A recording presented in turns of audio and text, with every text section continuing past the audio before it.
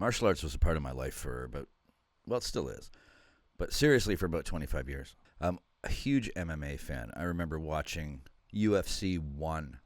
So over time, I became a huge UFC fan. And two of my favorite personalities within the UFC are George St Pierre, who's a fellow Canadian and a very proud Frenchman as well. Love the guy. And Matt Serra, a phenomenal fighter in his own right and beyond an expert in Brazilian Jiu-Jitsu. Class acts, the both of them.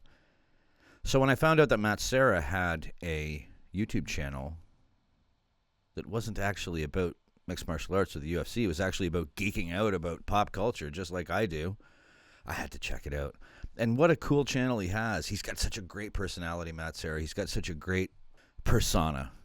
And he threw out an episode a few days ago, and who was his guest? George St Pierre. You know, these guys were former arch rivals, and to see them speak together was really cool. And they only spent the first little bit of the video talking about MMA, and the rest was talking about Star Wars, which is a huge deal to me. Anyway, it was really nice to see these two guys converse about a topic that I love. And I was really surprised because the both of them really know a lot about it. So I'm just going to run through their video and do a little bit of a reaction. I'm not going to show the whole video. We'll skip through a few parts just so you guys can see it and see my reaction to it. I've already seen it before, but it's worth it. So yeah, let's jump in. Matt Serra and GSP, two of the baddest motherfuckers on the planet, and two real class act human beings. Let's watch them talk about Star Wars. This is really cool. Let's check it out, okay?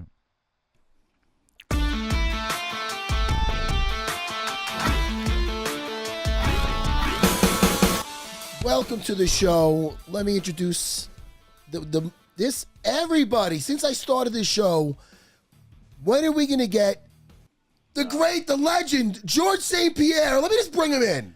What's up, Matt? George, thank you so much, man. Thanks so much for coming on.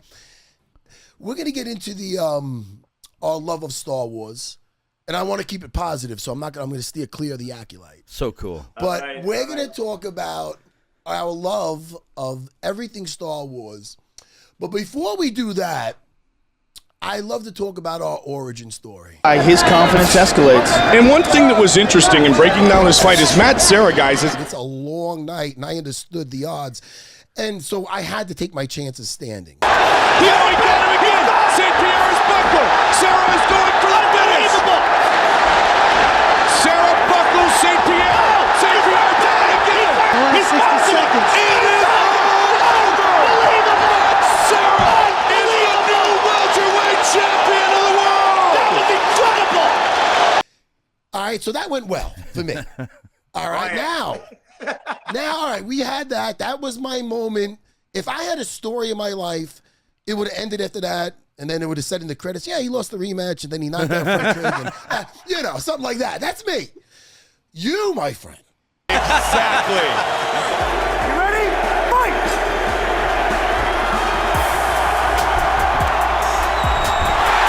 St. Pierre right for the takedown. This is bad for Matt Serra. Hammer fist from St. Pierre. St. Pierre now has his back. 20 seconds remains. More knees by GSP. George St. Pierre is the undisputed UFC welterweight champion. To go on and never lose again, George. George, you are one of the best to ever do it. I'm not just gassing you up. I mean, this is facts. A lot of emotion involved when you fight because, it's not like a game. You play hockey, you play basketball, you don't play fighting. No, and very, the outcome very of it can affect you more than just a game. You can die out there, you can. Hey, man, and you're killing it with the acting, man. I was so happy to see you in Winter Soldier with fighting Captain America. Yeah, that was cool. In Marvel, I play Batroc, the Leaper, who's a character of the Marvel universe. Now, listen, we both have a love of Star Wars. We know this. That's how we talked about that on UFC Unfiltered. And when I found that out, I was like, come on, man. We could have been talking about this forever. Now, besides the stuff that I want to keep it positive. I talk about the acolyte, that could just bring down the whole room. It was not very well received. We can we can give our opinion, but most of the people did not really like it. Not a lot. So yeah, I'm not the only one that didn't like that show, nor are the millions of the rest of us that thought that was a fucking travesty. People like it. Now you take that compared to a show, especially the first 2 seasons of The Mandalorian. I love the first 2 seasons of The Mandalorian. I thought it really kind of brought us back to the original OG series of Star Wars. Totally agree. What did you think of The Mandalorian? I love The Mandalorian. I think it was great. It was great, and I think they're gonna make a movie now with The Mandalorian, so it's gonna be good.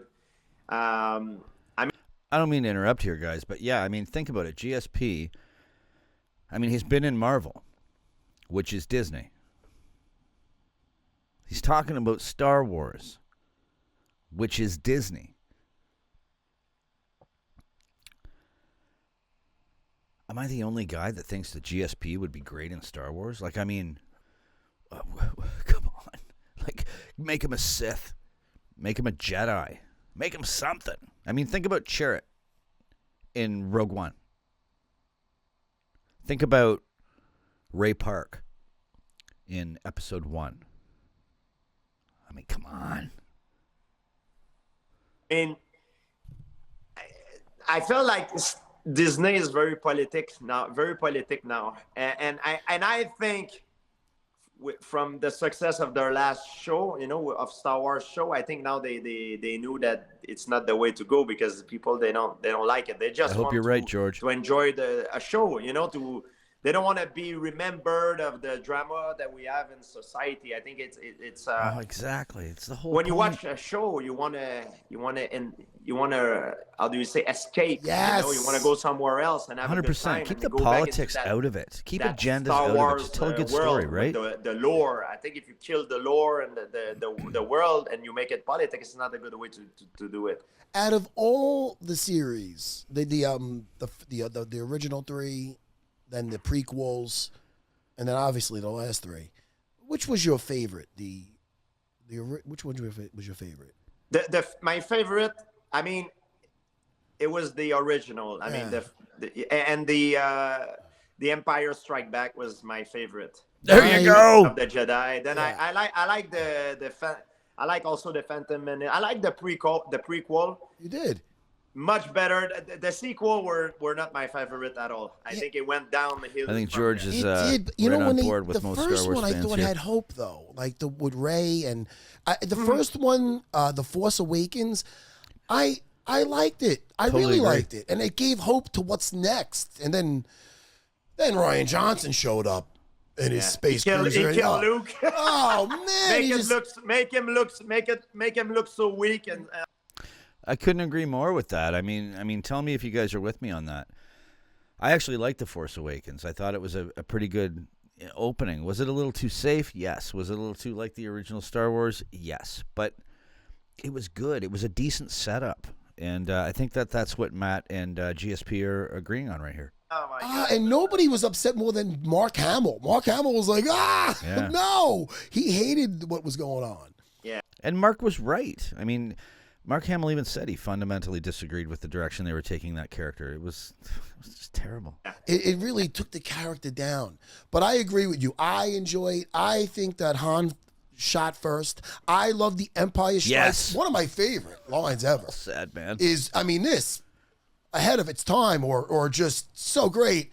Han Solo going down, getting into the carbonite, about to get... He doesn't know if he's going to live or die. And Leia says to him, I love you. Come on, George. What does he say back? Yeah. He says, I know. Yes, he says, I know. Come, hit the applause button for Han Solo. Hit that in there. Those are your two true Star Wars fans. Come right on, here. man. His character. That's a badass line, man. In my Star Wars, he shot first. In my Star Wars, he shot first as well. Well fucking said, Matt Serra. And with the prequels, my favorite, what saved The Phantom Menace for me was Darth Maul.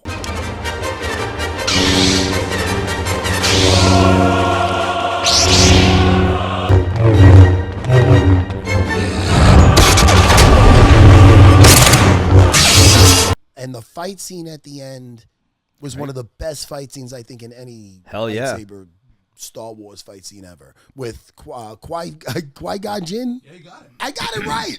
I always murder that name. With him and the young Obi-Wan fighting versus Darth Maul, I thought that was phenomenal.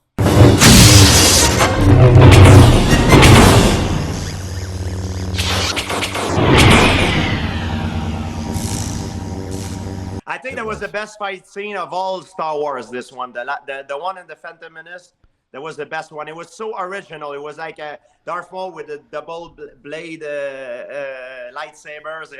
I agree with GSP on that one, kind of. It was definitely the most original because he had the staff as opposed to the sword. I still say that the fight between Obi-Wan and Anakin at the end of Revenge of the Sith was probably the best lightsaber battle, though. That's just my opinion. What do you guys think?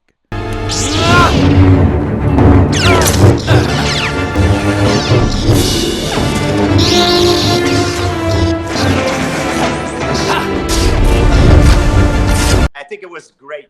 I think it was like the best, the best fight scene. Even the choreography was amazing. I actually met the real Darth Maul, Ray Park. Me and he's too. Incredible. Yeah, he's got amazing. He's an amazing choreograph. During that fight scene, when they were double teaming him there, at one point you see Obi-Wan go to faint, and then Qui-Gon goes in. It was so great.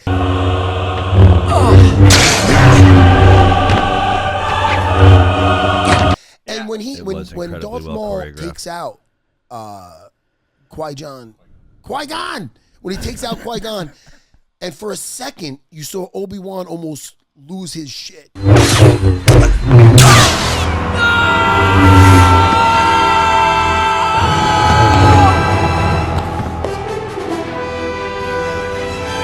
Like he's like, no, and then you see and then he's just looking at him, Darth Maul, and then you see him right before he knows when the force field's gonna go down, and you see him start to jump up and down a little bit. Like it was so, you know what I mean? Like he had to focus again, he had to keep his cool.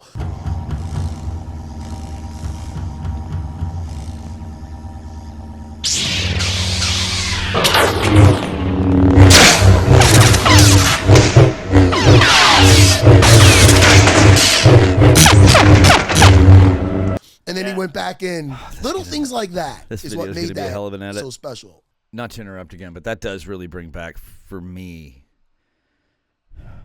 points about the sequels that I forgot that I did love.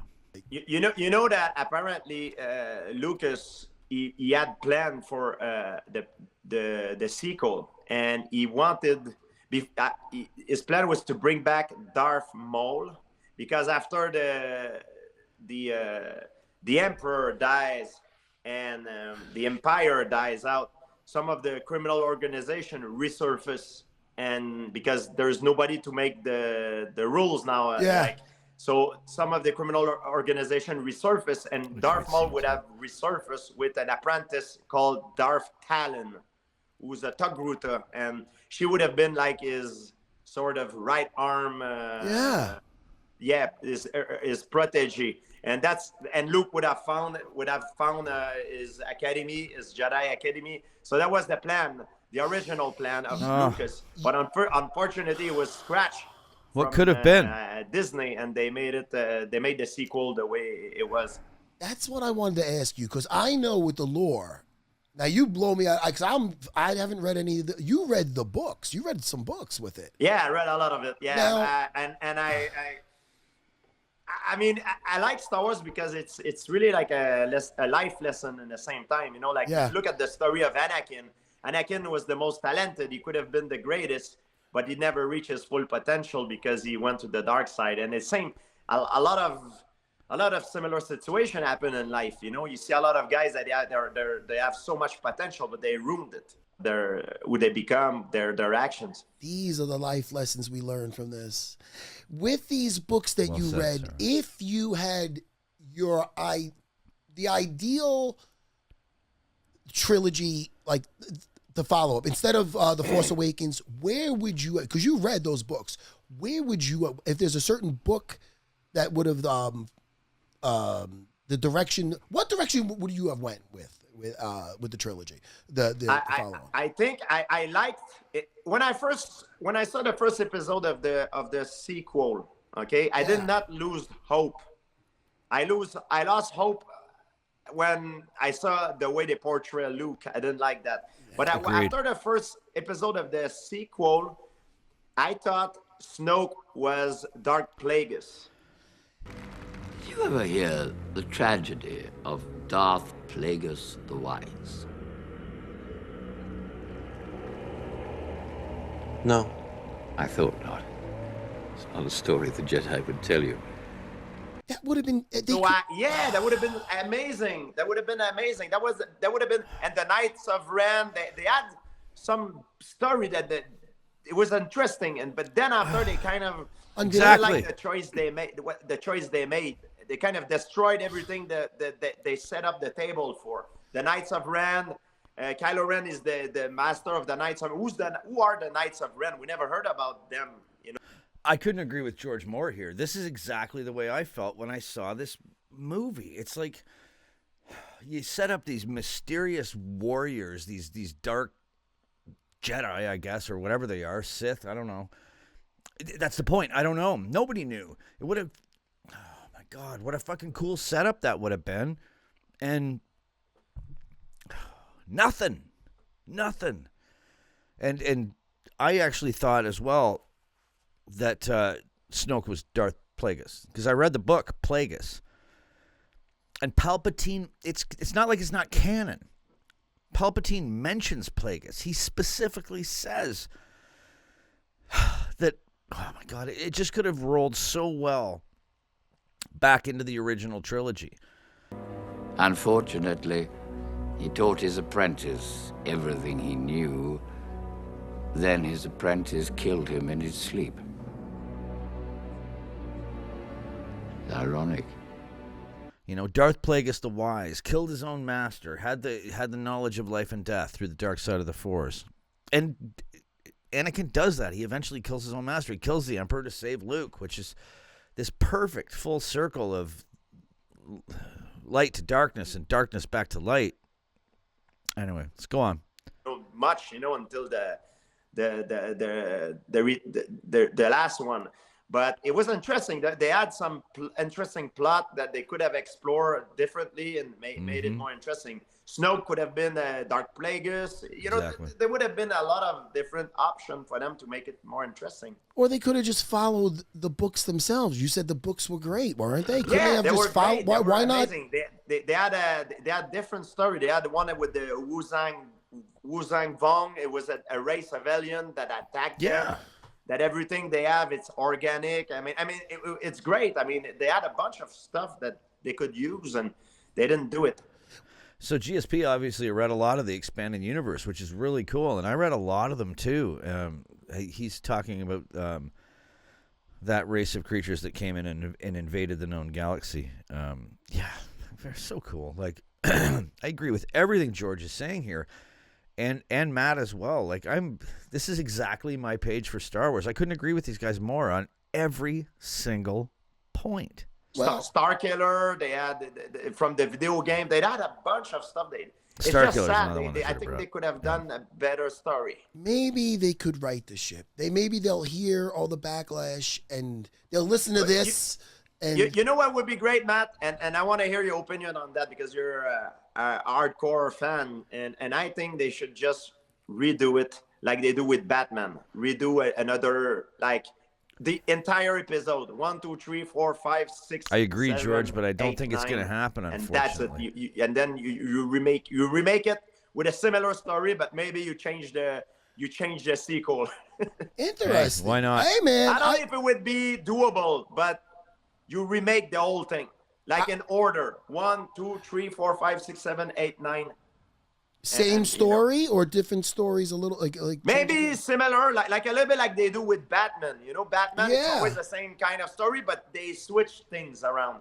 I think if there's a trilogy that the story needs to be changed, maybe I think it would be the sequel. I think they could make it with a better story, because when they made the sequel, from what I've heard, they made one episode at the time. Yes. They didn't have a plan for the sequel. They didn't plan the entire sequel. They planned one episode at a time. That's why it looks like it was not.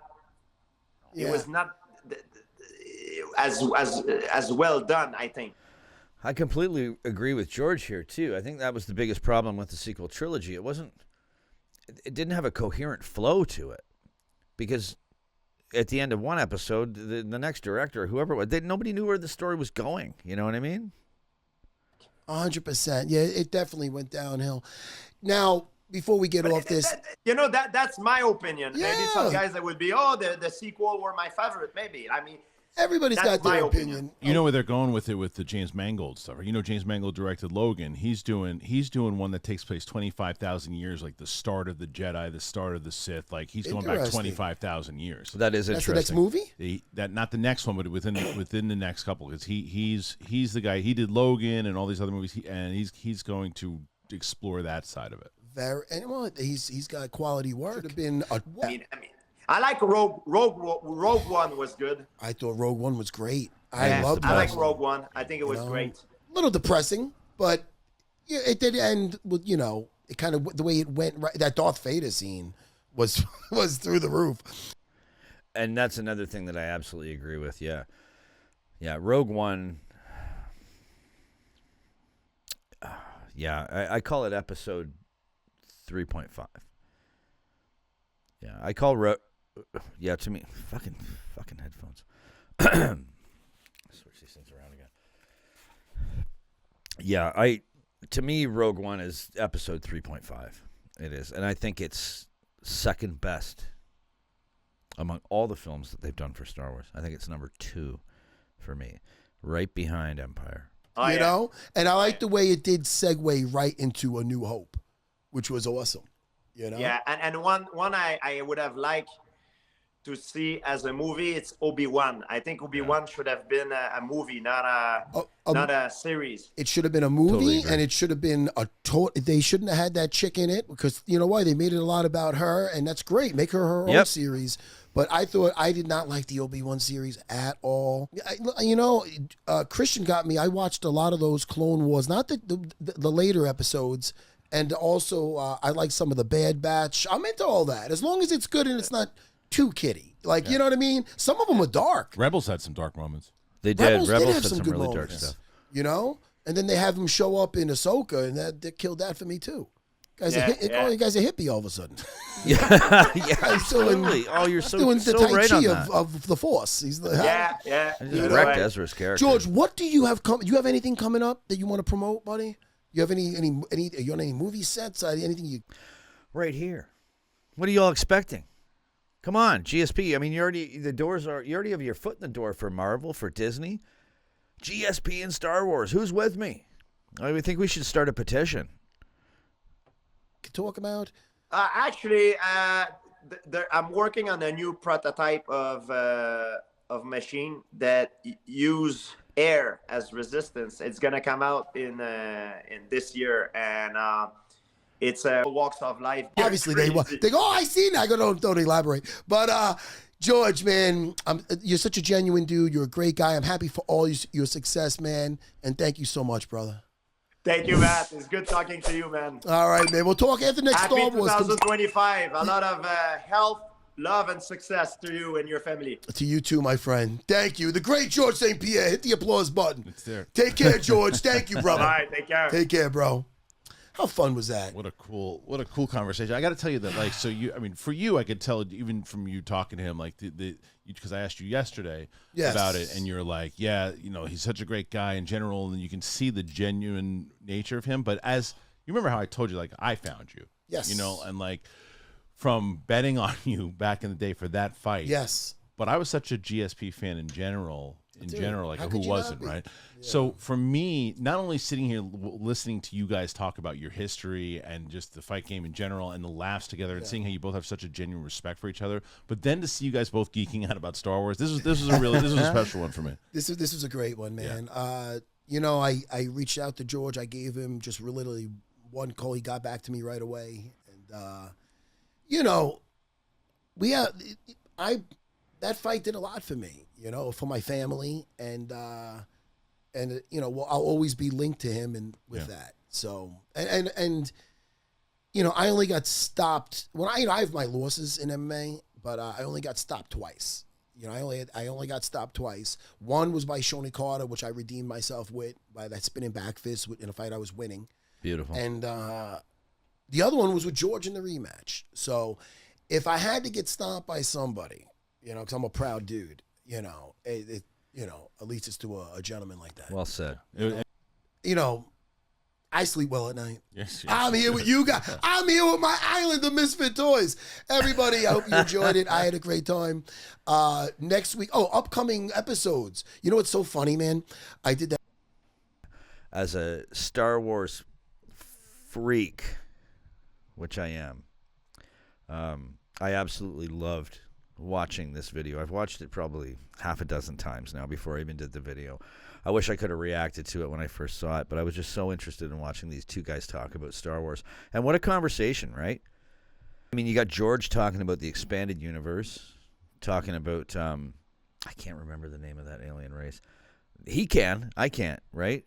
Talking about Starkiller, and that's another actor I think they really need to bring into the Star Wars universe on film, which is, what's his name? Sam Witwer.